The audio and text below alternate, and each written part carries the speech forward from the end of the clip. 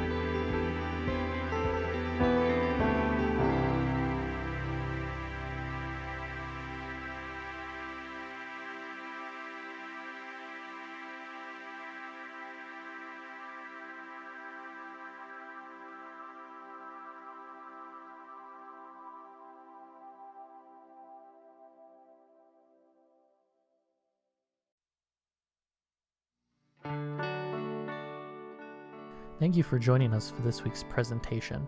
If you'd like to learn more about applying for the Rehabilitation Counseling Education Master's Program or the Rehabilitation and Addiction Counseling Master's Program at St. Cloud State University, please email rce@stcloudstate.edu. Applications are currently being accepted for the fall 2021 term.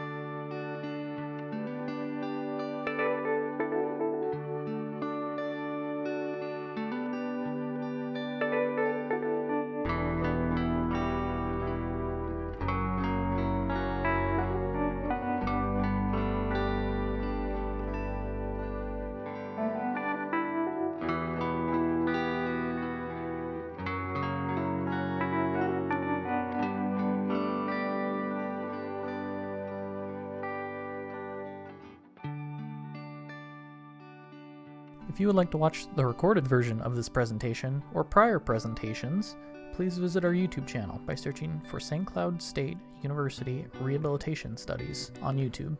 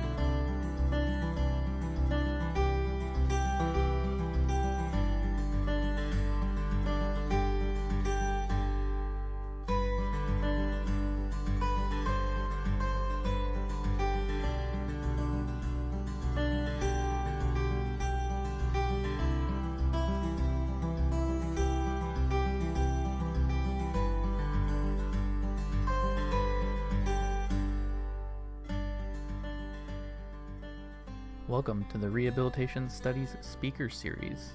The event will begin shortly.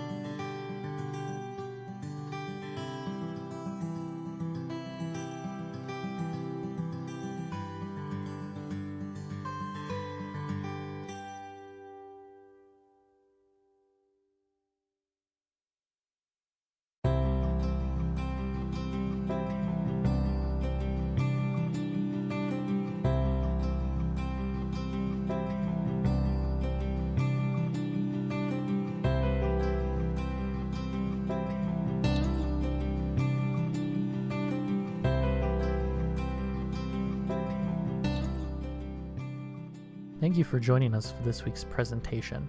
If you'd like to learn more about applying for the Rehabilitation Counseling Education Master's Program or the Rehabilitation and Addiction Counseling Master's Program at St. Cloud State University, please email rce@stcloudstate.edu.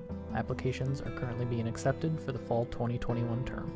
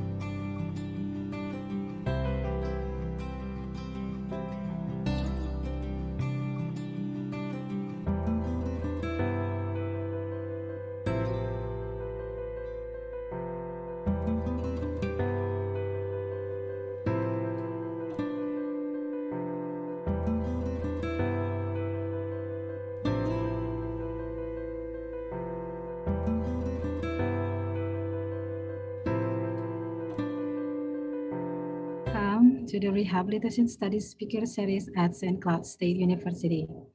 Before we get started, I would like to go over some housekeeping items. If you need CRC CEUs after you pay the session fee and attend the webinar, you will be sent a short quiz. Once the entire session is complete, we will issue you your CEU certificate. All of the session will be recorded and available for free on our YouTube channel, but we will continue to allow people to gain CEU credits by watching the recordings and taking the CEU quiz. Okay, now I would like to introduce myself first. My name is Dewi, and I'm the student at Rehabilitation and Addiction Counseling Program. And I'd like to audio describe myself. I wear a black hijab, I wear the glasses, and now I wear a black scarf. And then I'd like to introduce my co-host, Nick. Hey, my name is Nick Larsen. I'm also a first-year rehab and addiction. And then I'll audio describe myself as well. short red hair and a beard, blue eyes, and my background is just a beige wall. And then we'll have our guest today do the same, him introduce himself and his audio. Good morning, everyone. My name is Thaddeus Rybka. I'm the recovery coordinator here at St. Cloud State University. I am a proud alum as well. Short curly brown hair, black rimmed glasses, and a red and navy plaid button-up shirt. Okay, thank you, Thaddeus. We are so glad to have you here as our speaker today. And then I'd like to introduce our interpreters today. So for the interpreters, could you please take a moment to introduce yourself?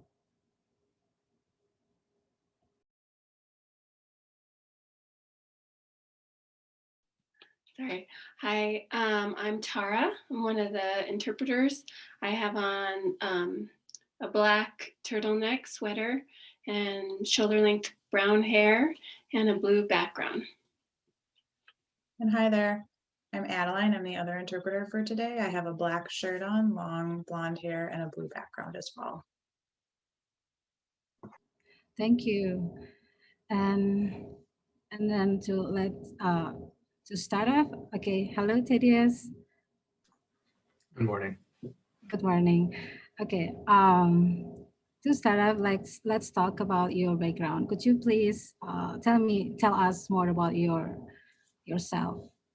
Sure. First off, I want to just say it's an honor to be invited to speak in your speaker series. So I want to thank you all. My name's Thaddeus Rybka. I'm a person in long-term recovery, which for me means I haven't had a drink or a drug since February 2nd, 2010. So that would mean earlier this month, I celebrated 11 years of continuous recovery. And a result of my recovery, I've a life I never thought I'd ever have. I have true, genuine friends today. I have an awesome relationship with my family. Shout out to my mom and dad. They're actually tuning in from Chicago. I don't know where I'd be. I don't know if I would have made it without their support. Unfortunately, a lot of us with the substance use disorder have come from broken homes or dysfunctional families. I have a college education. I got my master's degree here at St. Cloud State in 2014. The obsession to drink and use has been lifted, which is a miracle. But best of all is I have purpose in my life, and active addiction. It was to get my next fix at any cost. And today it's helping students in recovery. And I am so blessed to have the awesome opportunity to do that at St. Cloud State and see the development of students that, that first come in and they discover their true potential. They have that aha moment and, get that college degree. It's a truly cool, priceless experience. And do you want me to go into a little bit of my history with substances and how I found recovery? Yeah, we can get kind of your background and kind of your story then. Our attendees can kind of understand a little bit more about you and your story. Sure, yeah. So usually when I do a lot of speaking in the community and I go to a lot of treatment centers and places and share my story, and usually that portion is an hour in and of itself. So I'll give you the Cliff Notes version. I'm originally from the Chicagoland area, born and raised.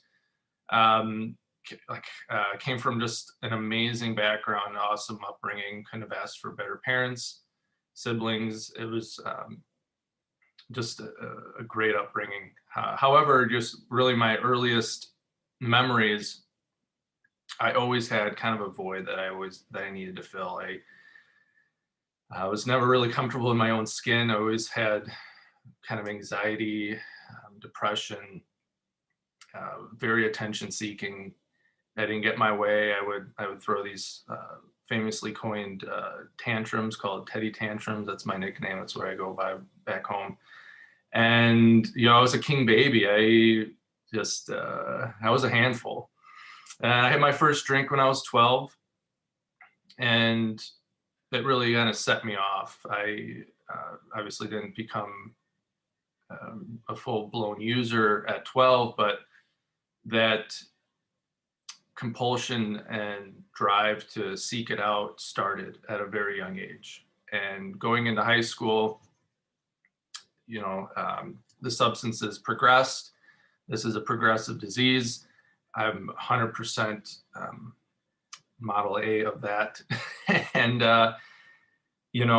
started with, kind of fun and games, weekend warrior, drinking, smoking some pot, maybe some pills mixed in there, to powder cocaine, till, my senior year in high school is a blackout. I don't remember much of that. Graduated, fell deeper into my addiction after graduation until I kind of said, hey, I need some help. That was a hard thing to do, but my parents being supportive and really, I kind of freaked them out when I came forward and told them what was happening, because I've always been good at putting up a facade and a mask and showing others what I wanted to have them see, but they were really taken back. So I went to treatment, had to skip my first semester of college. I was enrolled, skipped forward, did treatment, the aftercare, convinced everyone I was ready to go to college without really a support system in college.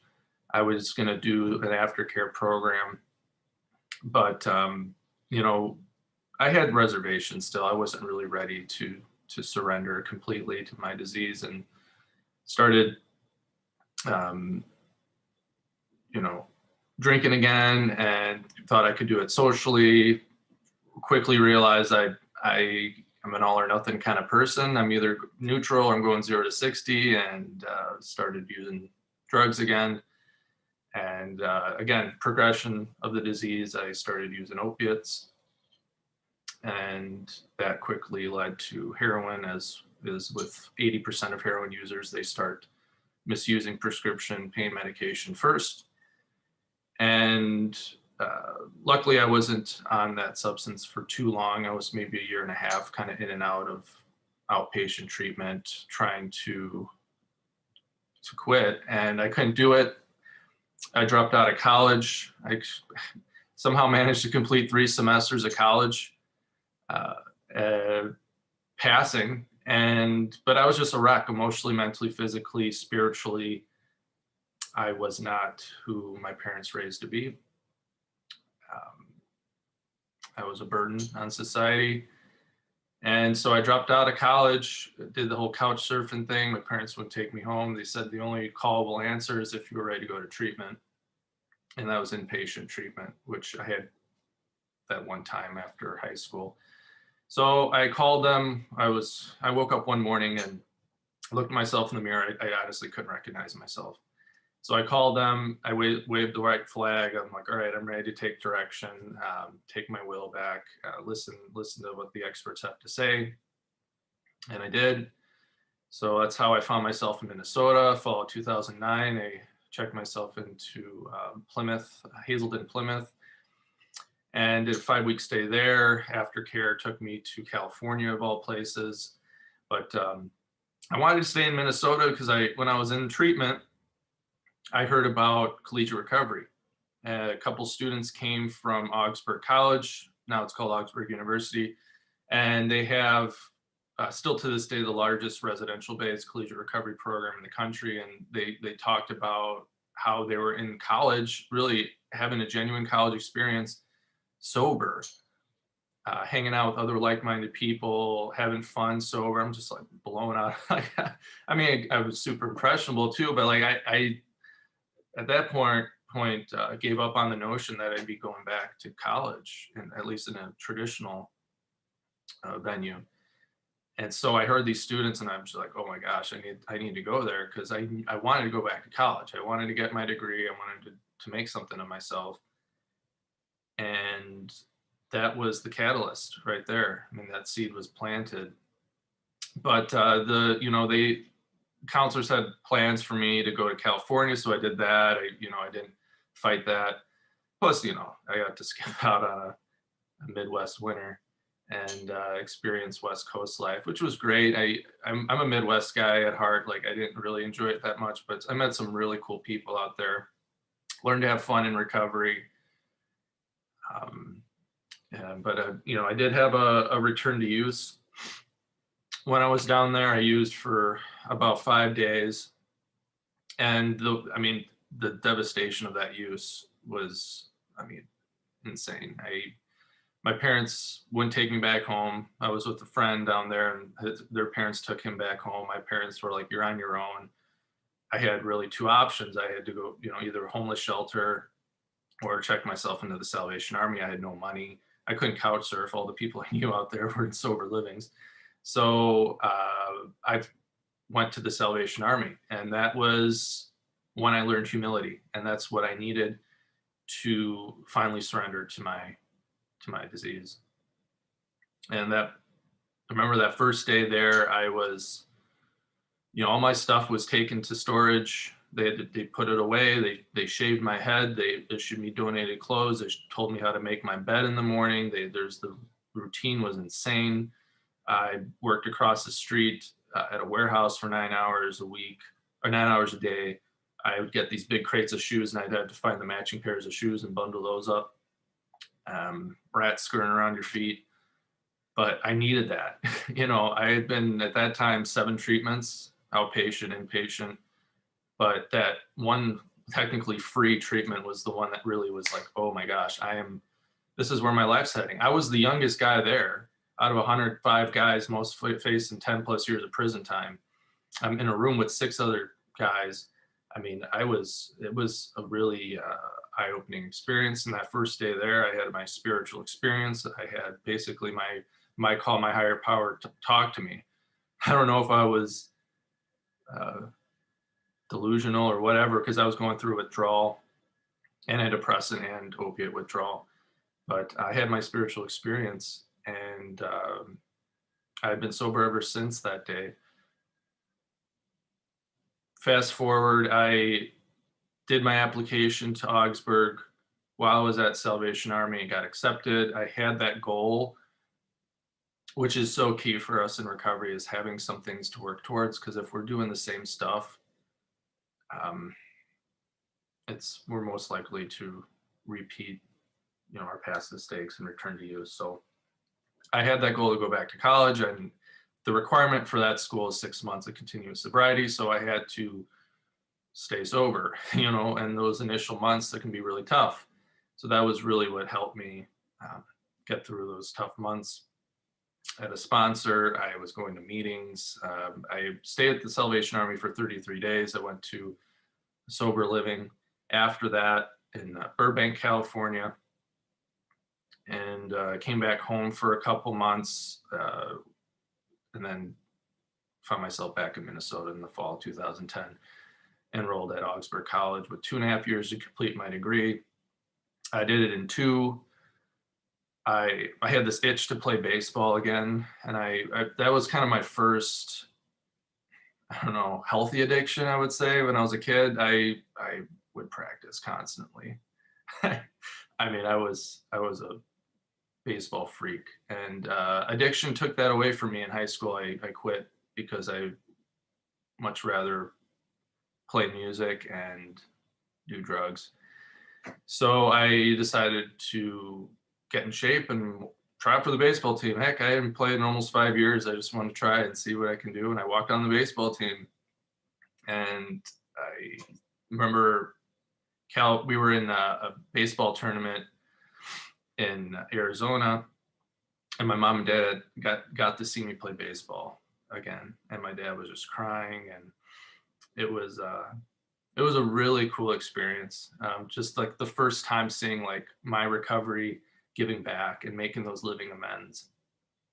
And I was like, man, this is cool. Like I like this recovery thing.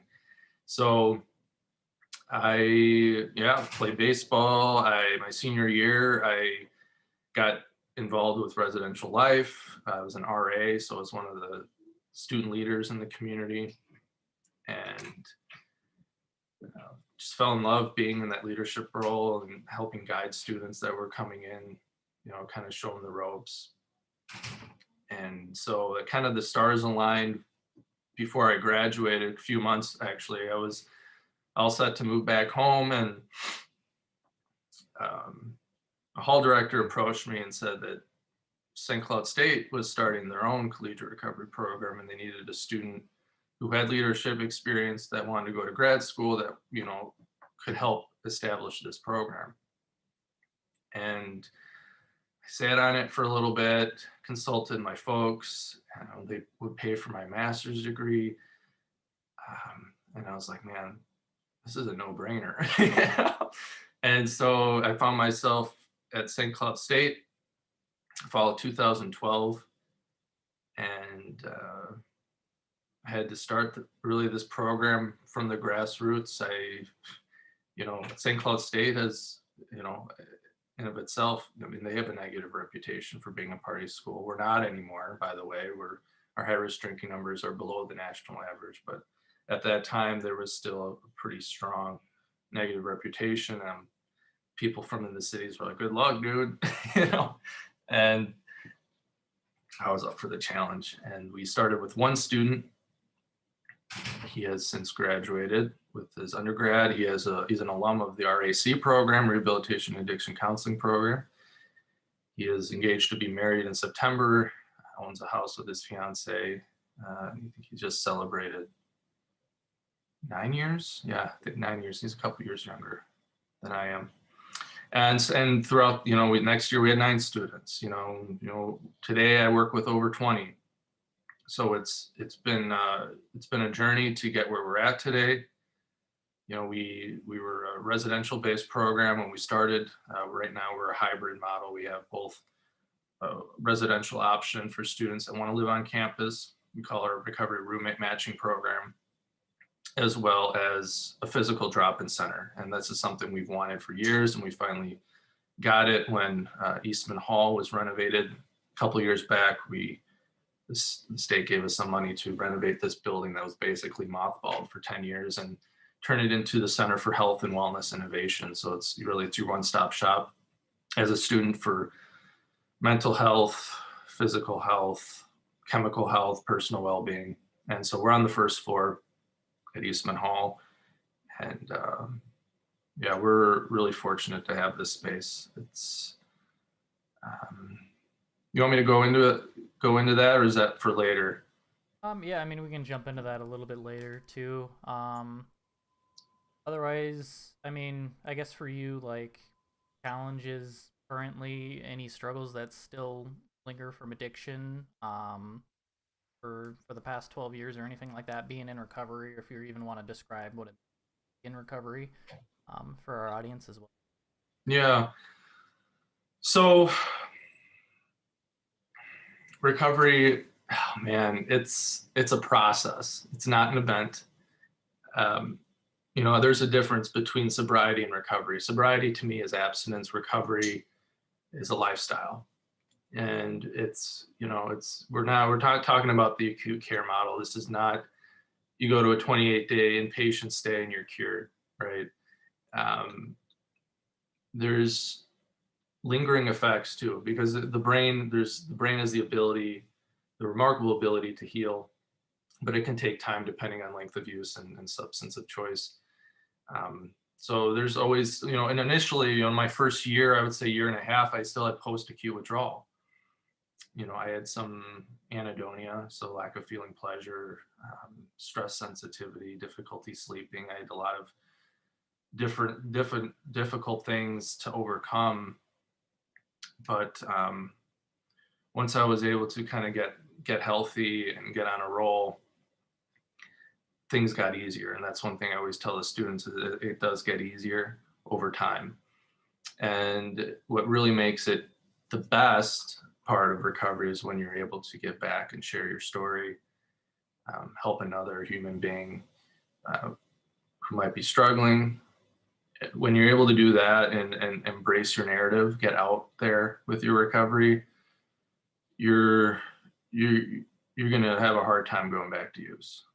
I'll tell you that. So for most in recovery, it means abstaining from all mood and mind altering substances. All mood and mind altering substances, we really want to seek to live a life of emotional, physical, and spiritual wellness. So we're really changing our frame of mind, coping skills. Before, an active addiction, drinking and using, that was what we did. We turned to get through the hard times, the happy times, all that stuff. So we have to really teach ourselves new coping skills, find new support systems. There are different types of support groups. Some attend 12-step groups, so your typical Alcoholics Anonymous, Narcotics Anonymous. Some rely on the church, family, mental health professionals. There are other types of support groups too. There's Celebrate Recovery, which is faith-based, Smart Recovery, All Recovery, Refuge Recovery, which is based on Buddhist principles. So I'm a firm believer there's no right or wrong way to find recovery. And it's not a one size fits all kind of deal. At our Recovery Resource Center, we offer a variety of support groups for our students for that main reason. We really want to meet the students where they're at.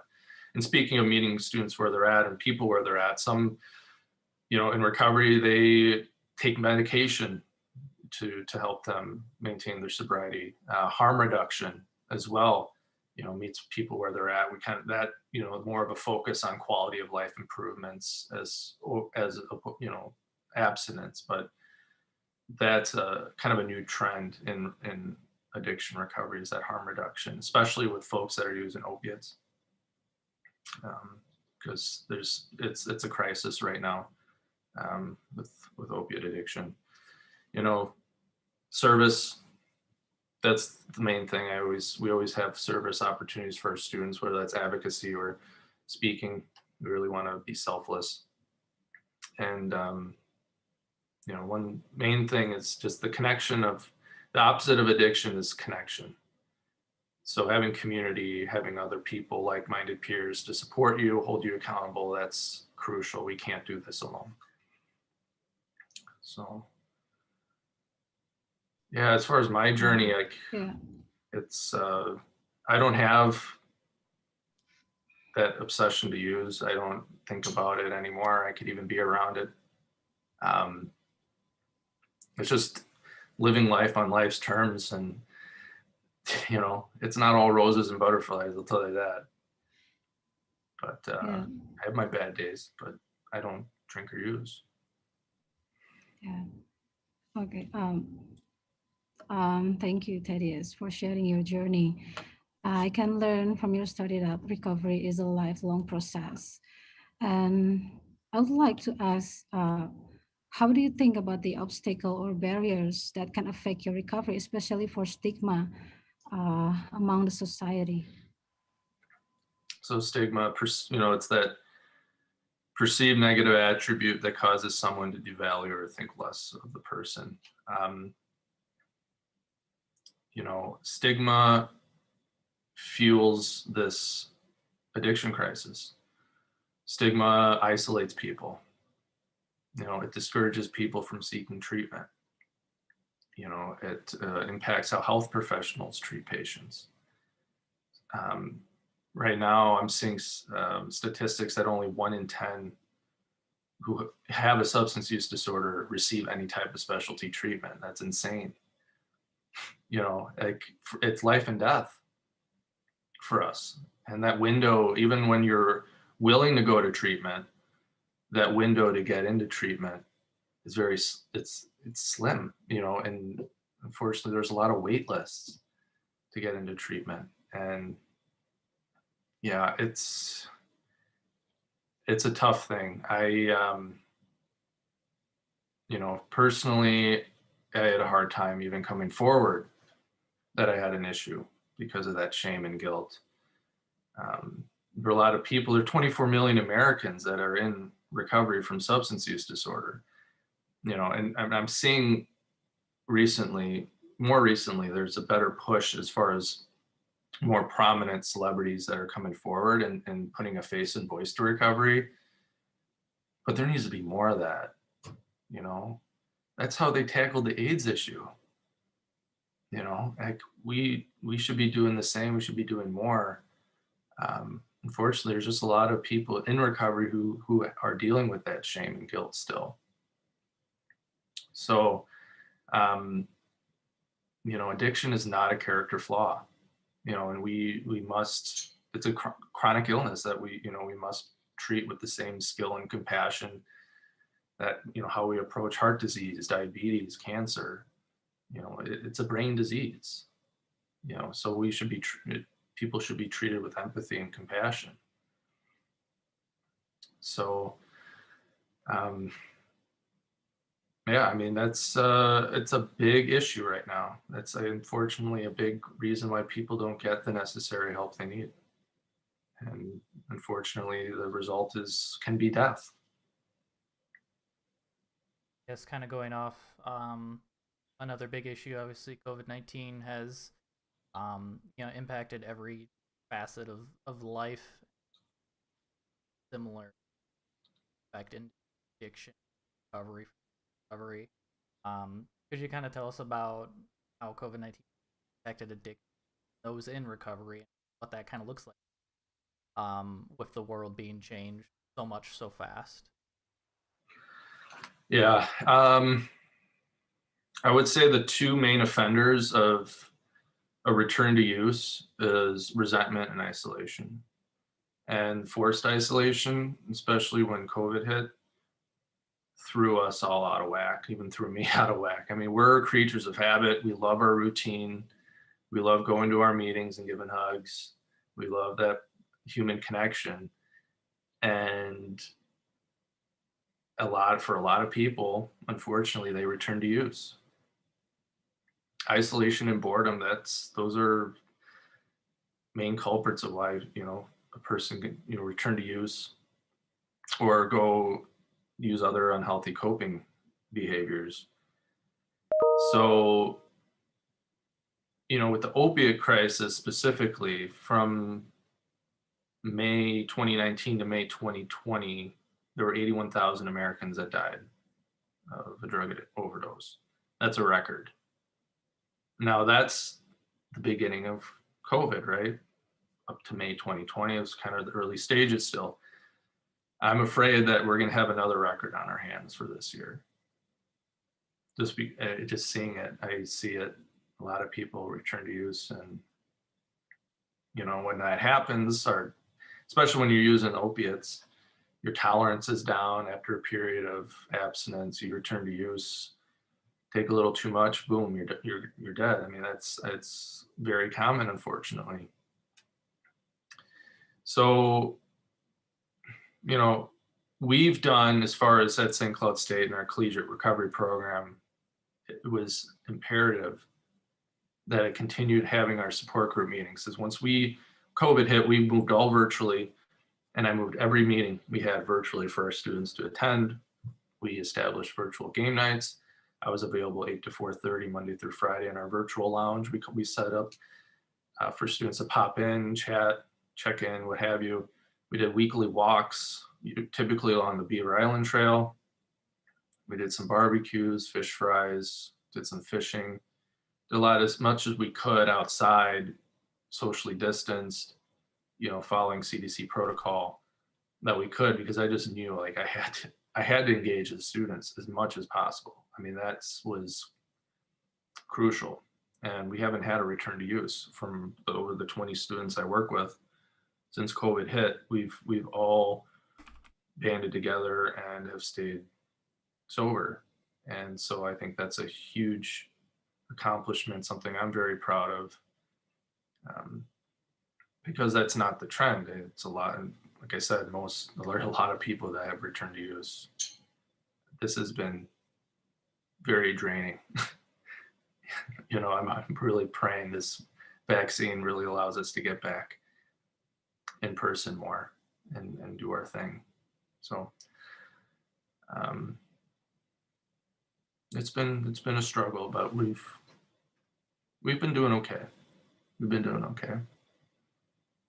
Yeah, I mean, I'm sure that does present a whole ton of challenges, especially with the Recovery Resource Center, wanting to be in person, and you're finally getting that space to have group meetings.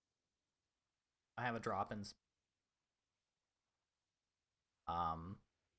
be somewhere part of the community. And I guess a little bit more on the recovery resource. If I remember correctly, I think I remember you saying time. It's one of the few recovery resource centers in the country for how big it is and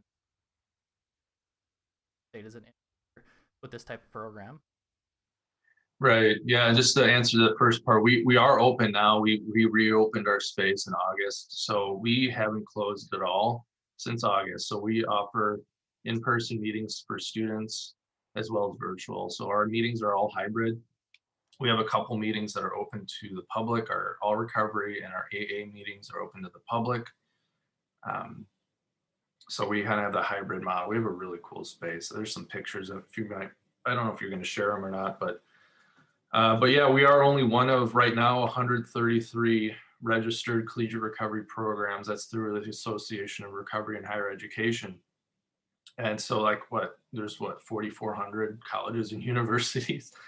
So like that number needs to drastically climb. So we started in 2012, and at that time there were about 40 collegiate recovery programs. So we're one of the first to have a collegiate recovery program on a college campus, which is amazing. And we're considered a best practice now. And what we've done, we have other universities and colleges reach out to us and, what's the formula? And I have no problem sharing kind of how we did things. And every college campus is a little bit different. You got to tailor some stuff, but I don't mind sharing, the all recovery meeting format that's been so popular with our students. So yeah, it's been quite a journey.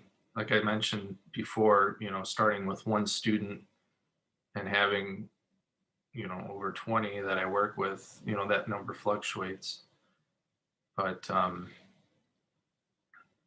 we've helped save some lives here, as well as have students receive an awesome education and do it sober, get a degree, become a productive member of society, accomplish stuff that like I thought would never be possible.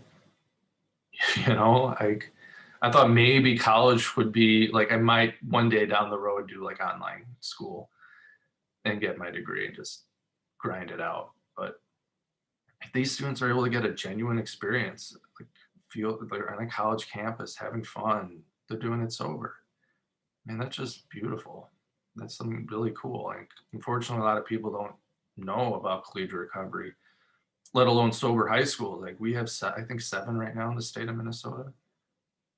And Minnesota in general, if you're in recovery, I always say Minnesota and Texas are the 2 states you want to be in if you're a person in recovery or wanting to get in recovery.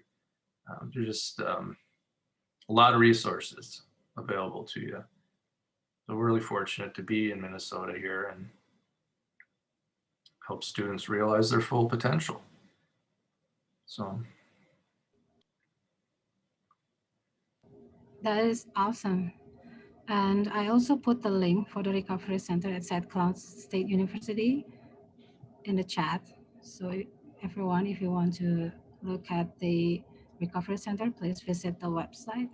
And so now let's talk about the family. You told us several times that it is really important for you to have that support from your family. So how do you think about this? How the importance of the support system in the recovery process? Well, it's crucial. It's critical. I tried to do it alone for years, but never, kind of white knuckled it, and never was able to do it. And I think for a lot of people, I mean, like diabetes, cancer, addiction is caused by a combination of behavioral, environmental, and biological factors. And a lot of times it's broken homes, a lot of trauma, PTSD, I think for most of us, there's a dual diagnose. I've only met one other student that didn't have some sort of mental health combination with their substance use disorder. And and one statistic too is 50% of people that get an addiction they get it from genetics. So for us, like I think for me personally, like when I had that first drink, I didn't know how my brain would react to that substance. And from that moment on, it was like, oh my gosh, this is the answer. And yeah, I think it's just important for us in recovery to stay connected as much as possible, and especially in these uncertain times. I know virtual meetings, I know most places are still virtual with their support groups, but go to a meeting, find other people to connect with. It's the beauty of what our program provides is that instant community. A student can come, usually they come from like a halfway home, or they're, kind of that step down care. And they come to our program and they're greeted by a number of students that are in the same boat. And students you would never guess were in recovery, because this disease does not discriminate. That's another thing with the stigma. I mean, a lot of people still think it's the hobo under the bridge with the brown paper bag. They still think it's a moral failing or a character flaw. But in reality, anybody can have this disease. Lawyers, doctors, janitors, don't matter, walk of life. So that's why I'm really passionate about the work I do, because we offer that connection, that instant community. And we can't do this alone. I mean, I've said it, I'll keep saying it. It just is strength in numbers. It's so important. And kind of going off that a little bit, question,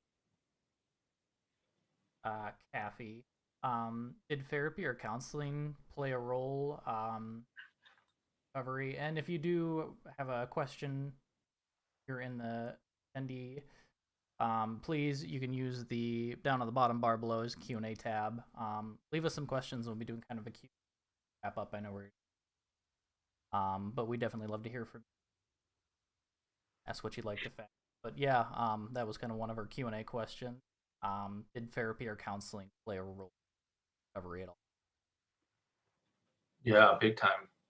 Even today, it still does. I mean, I have to. Anybody in the helping profession needs to have needs to see a therapist. I mean, for your own self-care. I mean, it's important. So I definitely benefited from a number of counselors, therapists throughout the years, from various stops and different treatment centers. And I'm not. I will say I'm not an LADC personally, but I am a certified peer recovery specialist. I've gone through a week-long training. I've done the certification through Minnesota's board. So I have that experience and training to help students more with resource connection, and then just guiding and being a coach. So I do more of that role here at St. Cloud State. But we do have counseling at Eastman Hall, just Center for Health and Wellness Innovation. So our students are able to access counseling. We do through Healthy Huskies, our Healthy Huskies on campus. We have wellness coaching. So our students that live on campus are required to meet with either a counselor or a wellness coach at least every other week, as it's important to have that in their toolbox, so to speak. So, good question. And So then I will. another Okay. question, Christine Paul. What were some of the activities in your education and programs that were really helpful from a wellness perspective? and what health and wellness things are helpful in maintaining recovery? Oh boy. It's hard to like think back to treatment, but one thing that I recall, and that's something we do at St. Cloud State as well, is meditation. We have a meditation group that we do every Monday at 2 with our students. I think it's studied and proven that how effective meditation can be. And our students love that group. We do a guided meditation for 10, 12 minutes, and then we'll read from one of those books, weekly. They have those weekly talks, and then we discuss that. And like, I don't know, that's probably the one thing that really stands out, and I instill in the students. That's a really good coping skill for them to have. So you said, what was it, wellness and The second part, what health and wellness things are helpful in maintaining recovery? physical exercise is the other one. So I think meditation is more of the workout in your brain, and then physical exercise is so important too. Like for me, when I was at Augsburg, I almost swapped addictions. Like I was a gym rat. I go 6 days a week and work out, and that was, I got that natural high, those endorphins, and I loved it. I wish I'd say I still go to the gym religiously, but there are other ways to get that physical exercise and lifting weights all the time. So I know our students, a lot of them have those goals, those wellness goals and health goals, and exercise is usually one of them, whether that's running or walking more, little baby steps to get where they want to be. But there's a lot of truth in that. I think it really played a positive role in my journey to recovery. Physical exercise for sure. Another question from the anonymous attendee.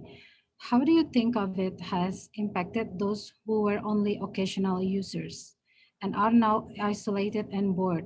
You mentioned there was an increase in relapse, but how about people who did not have a problem now slipping into addiction due to the increased time alone or stuck at home? Where was that question? I'm trying to follow it. Or is that through maybe? So can you so for those that are casual users, am I getting that right?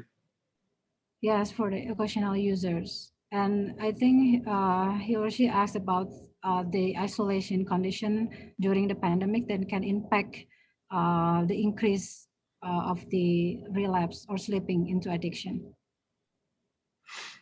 Yeah, I mean, I could see a lot of people, especially if they were occasional users, really ramp up their use because they're bored. There's nothing else to do. They want that escape.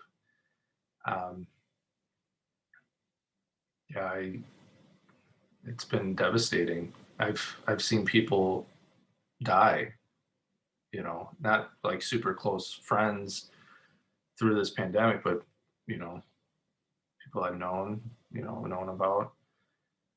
And the same with mental health too. Like I think mental health and addiction go hand in hand. And I'm sure suicide rates are going up as well. So yeah, I think we need to do a better job in checking in on our loved ones and doing we do like this campaign at St. Cloud State called Hey You Okay? And I think maybe a little assignment for everyone today is just to call someone they love, or maybe someone they haven't talked to in a while, and just say, hey, what have you been up to? Are you, how are you doing? And I think that can go a long way in helping somebody, just letting them know someone cares. So that's my assignment to everybody tuning in today, is check in on somebody. And you'll get out of your own head too while you do it, and you'll feel good about it. I don't think I answered the question, but thanks for the question anyway. And a question from Deanna Hilton. What advice do you have for those whose family has not forgiven them for addiction and then does not support them anymore? Oh, okay, I see that question.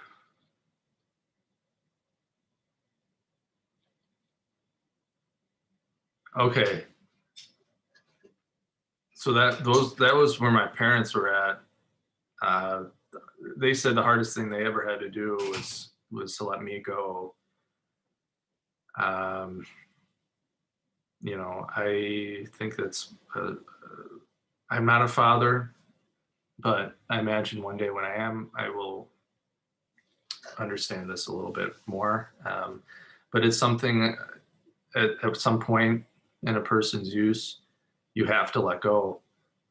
You know, you can't continue to enable them.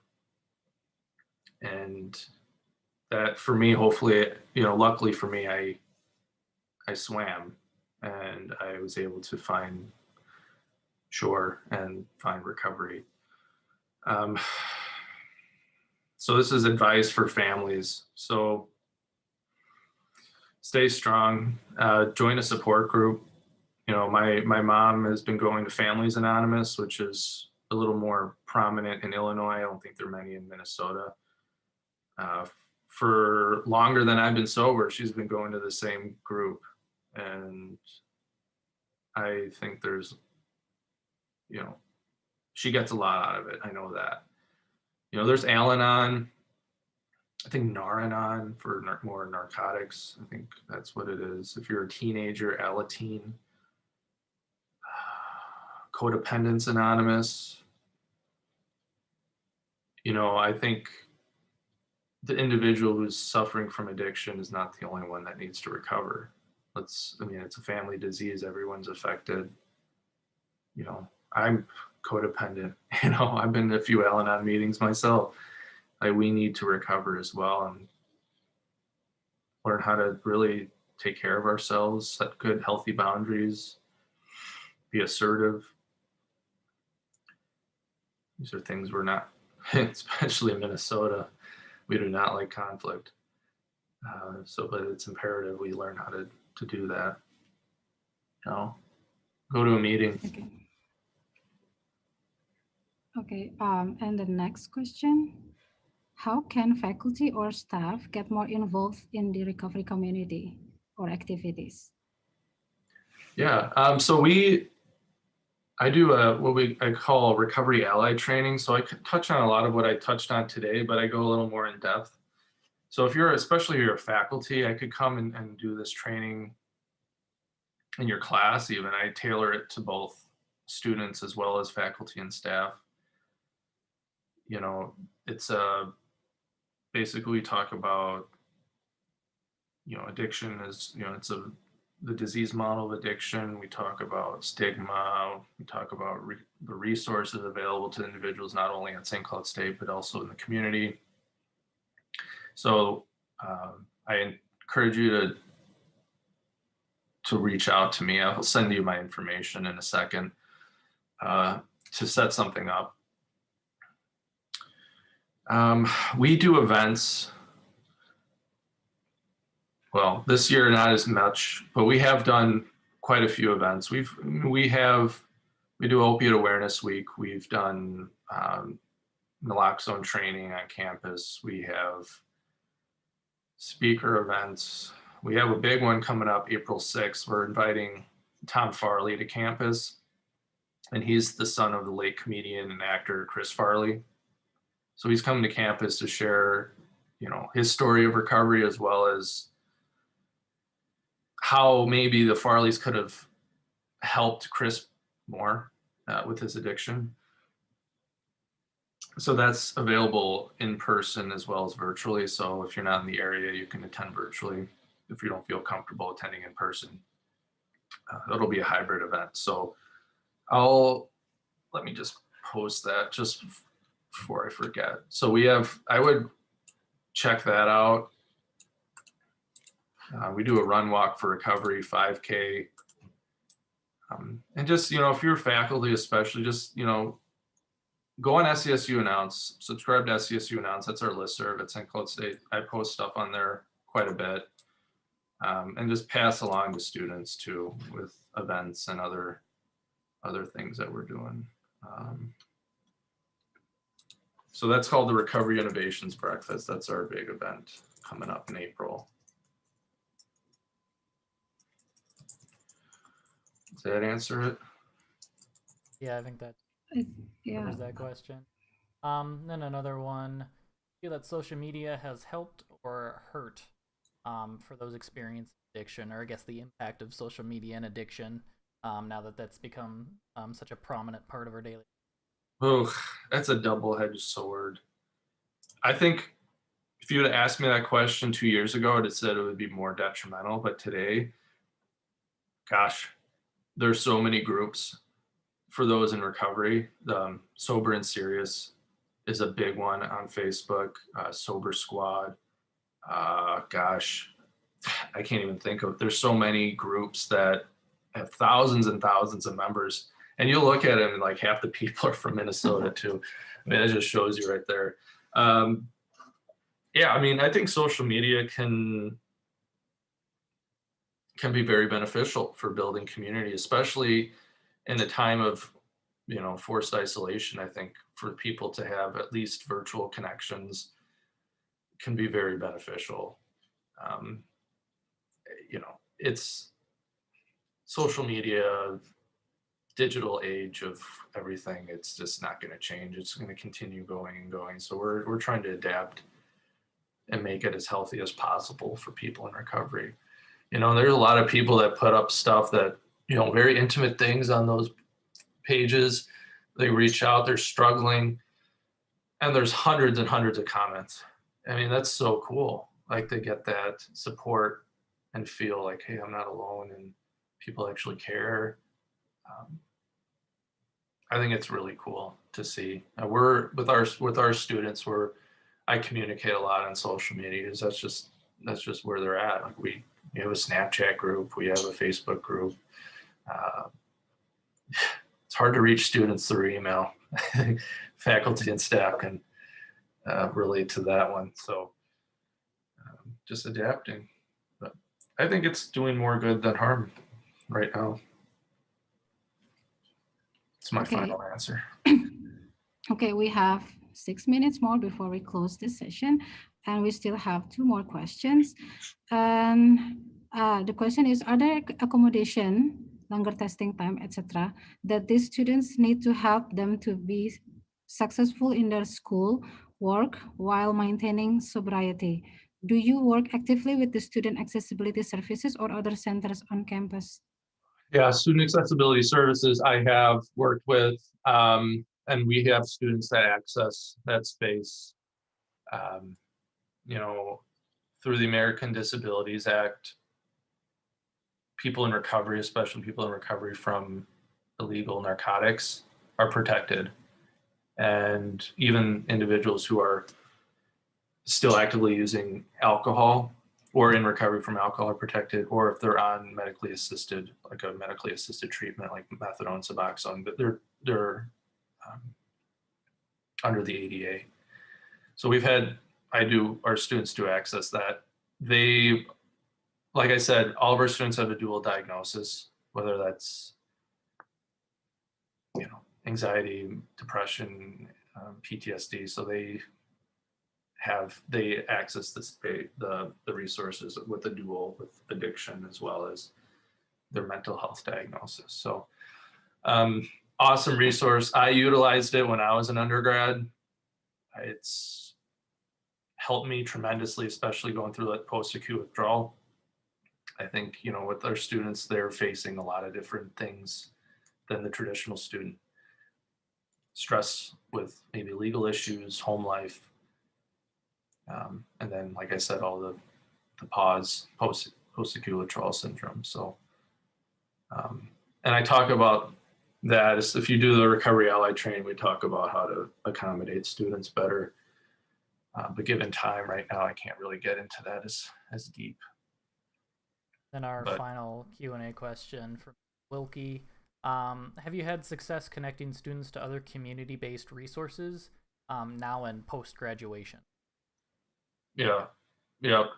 Part of my job and throughout the years is just networking and knowing where everything is, whether that's treatment, recovery resources, support group meetings,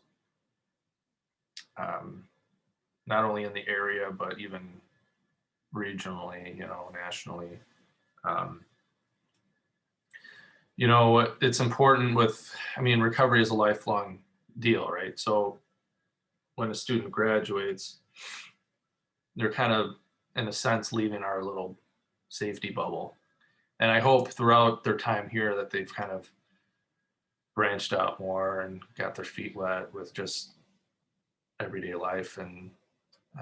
But it's not like you'll leave here, you're done going to meetings or you're done taking care of yourself and your recovery. You got to continue doing that. So I think I do a good job in letting students know what's available in their area, if they move or, yeah. And I think, uh, okay. Go ahead, Dr. Johnson. I'm coming on to say, Thaddeus, thank you so much. Nick and Dewey, you've done an excellent job. But Thaddeus, you sharing your personal story, not just as the leader of the program at St. Cloud State, but your journey. And I knew you went back when you were at Oxford with our daughter too. And Yeah. having a public institution have this program is such a gift. And we're so thankful for your leadership at St. Cloud State. So that's all. I appreciate it. I remember when I was one of the speakers when I graduated from Augsburg, and I said I was planning on coming to St. Cloud State, and you'd like shout, yeah, in the stand. So that was really cool.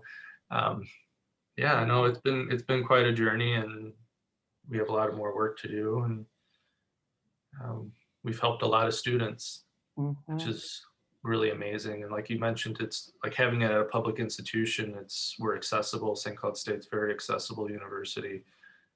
So we're really proud of that. And yep, we're the leader in the Minnesota state system, that's for sure. We got everybody coming to us right now. They want to start a program, which is great. I think every institution should have some form of collegiate recovery program, but to be in that conversation as a best practice institution is pretty cool. Yep. You're doing a great job, Thaddeus. Thank you, Nick. Thank you, Dewey. I'll let you two finish. Yeah, I mean, we just want to thank you for everyone joining out there today. And obviously a big thank you to Thaddeus. He's, a huge supporter of the program, obviously being alumni of the program. So thank you so much for joining us. Next Tuesday at 8 a.m., we're going to be having a conversation. Deafness. So definitely if you join us next week. Excited to keep. Can I do a quick closing statement? Go for it. Sure. Thanks for tuning in. I appreciate the opportunity. Continue to educate yourself. Okay. A couple things you can do pretty easily is take naloxone training. The Steve Rumler Hope Network in Minnesota, they do an awesome job. They come to campus twice a year and do it here. But they do a free public training every second Wednesday of the month. So look them up, Steve Rumler, Rummler, Hope Network. And you'll get a naloxone kit. They have 3 doses of naloxone. Naloxone's an opiate antagonist, so it reverses the effects of an opioid overdose, saves lives. Also watch The Anonymous People. It's a 2012 documentary. The Anonymous People, awesome documentary about the 24 million Americans in long-term recovery. Definitely a must watch. And just, become knowledgeable of local resources. In my training, I talk about language. Language is a big deal as far as perpetuating the stigma. So refrain from using addict, junkie, use person-first language that focuses on the individual and not the condition. That is important. With it's a medical term, so even words like relapse, I like to use return to use or recurrence of symptoms. So, and it's not substance abuse disorder anymore, it's substance use disorder. So that's important to use. Abuse implies blame, and so and take care of yourself first. That's my last thing to share. Physical, emotional, spiritual, mental needs. You need to be healthy in order to help somebody else. So that's my final thought. And again, thank you so much for tuning in, and go Huskies. Go Huskies, and I hope to see all of you guys here.